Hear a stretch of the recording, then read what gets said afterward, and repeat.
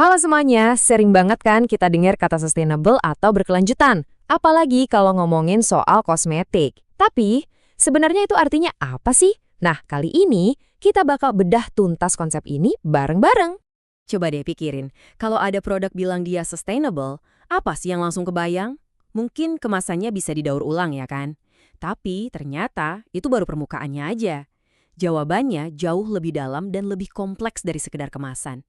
Nah, buat ngebantu kita ngerti, ada yang namanya kerangka 3 pilar. Anggap aja ini kayak resep rahasia buat ngelihat mana merek yang bener-bener sustainable. Jadi, ini soal menyeimbangkan 3 hal penting. Dampaknya ke planet kita, ke manusia, dan ya ke profit atau kelangsungan bisnisnya itu sendiri.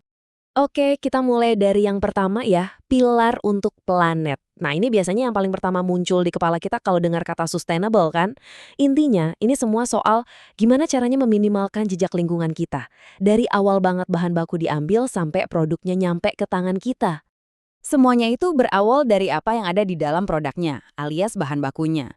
Jadi gini, brand yang beneran peduli itu bakal milih bahan yang nggak cuma bagus buat kulit kita, tapi juga ramah sama bumi. Maksudnya, ya mereka bakal prioritasin bahan alami yang gampang terurai, ngecek lagi sertifikasi pemasoknya, dan yang paling penting, say no sama bahan-bahan jahat kayak mikroplastik yang bisa ngerusak ekosistem laut kita. Terus, kita ngomongin soal sampah. Pasti udah nggak asing lagi kan sama konsep 3R? Reduce, reuse, recycle. Nah, di pabrik kosmetik, ini tuh penting banget. Bayangin aja, cuma dengan ganti satu proses packaging, sebuah perusahaan bisa potong 20% limbah plastik mereka. Keren kan? Itu baru kekuatan dari reduce. Belum lagi soal ngolah air limbah biar gak nyemarin lingkungan, atau nanganin limbah berbahaya dengan benar. Semuanya masuk hitungan. Sustainable itu juga soal efisiensi loh. Coba deh lihat, kalau sebuah pabrik pakai mesin yang lebih hemat energi, atau mereka benar-benar mantau penggunaan air buat tiap produksi, itu nggak cuma bagus buat lingkungan, tapi juga motong biaya operasional. Jadi dompet perusahaan juga seneng. Apalagi kalau mereka mulai pindah ke energi terbarukan. Wah, itu investasi cerdas banget. Ini bukti kalau hijau itu nggak harus mahal, malah bisa bikin untung. Oke, pilar planet udah. Sekarang kita geser ke pilar kedua, yaitu untuk manusia. Nah, ini bagian yang sering banget dilupain, padahal pentingnya bukan main. Perusahaan yang beneran sustainable itu harus peduli sama semua orang yang ada di balik layarnya. Dan tanggung jawab ini ada 2 arah. Pertama, ke dalam, ke tim mereka sendiri. Perusahaan harus pastiin karyawannya kerja di tempat yang aman, gajinya layak, dan dikasih kesempatan buat berkembang. Kedua, keluar, yaitu ke kita, para konsumen. Mereka wajib kasih produk yang aman, nggak bohong di iklan, dan jujur soal isi produknya. Transparansi itu kunci. Kutipan ini nunjukin satu hal yang krusial banget. Sustainability itu bukan kerja sendirian. Ini soal kolaborasi. Jadi, produsen yang hebat itu nggak cuma bikin produk terus selesai, tapi mereka juga ngajak dan ngedukasi partner brand mereka buat bareng-bareng bikin pilihan yang lebih baik, yang lebih bertanggung jawab. Semacam kerja tim gitu.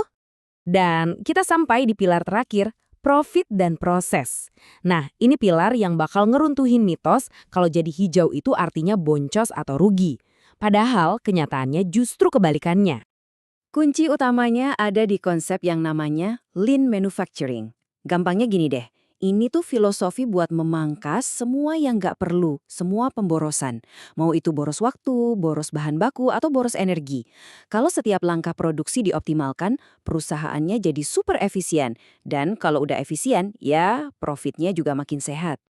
Dan ini tuh bukan cuma ngomong doang loh, semuanya bisa diukur pakai data yang jelas, atau yang biasa disebut KPI.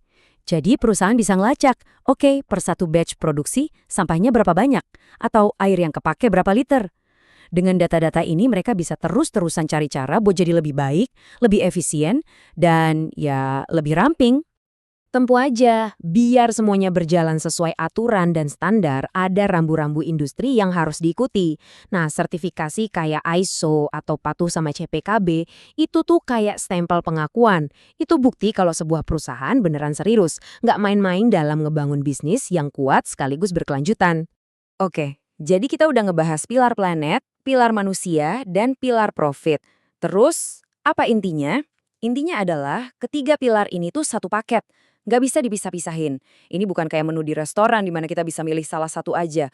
Ketiganya harus jalan bareng. Yap, kuncinya itu ada di keseimbangan. True sustainability itu baru bisa tercapai kalau planet, manusia, dan profit semuanya sejalan, harmonis. Coba bayangin, perusahaan yang cuma ngejar untung tapi ngerusak lingkungan, kira-kira bisa tahan lama nggak? Atau sebaliknya, super ramah lingkungan tapi bisnisnya merugi terus. Ya sama aja kan, nggak akan bertahan. Nah, sebagai penutup, saya mau tinggalin satu pertanyaan buat kalian renungkan. Kalau ada produk yang jago banget di satu pilar, misalnya super ramah lingkungan, tapi ternyata gagal di pilar lain, misalnya nggak adil ke pekerjanya. Pertanyaannya, apakah produk itu beneran bisa kita sebut berkelanjutan? Jadi, lain kali kamu lihat klaim eco-friendly, coba deh gali lebih dalam. Tanya juga, gimana sama nasib pekerjanya? Atau bisnisnya sehat nggak buat jangka panjang? Nah, dari situlah kita bisa lihat gambaran utuhnya.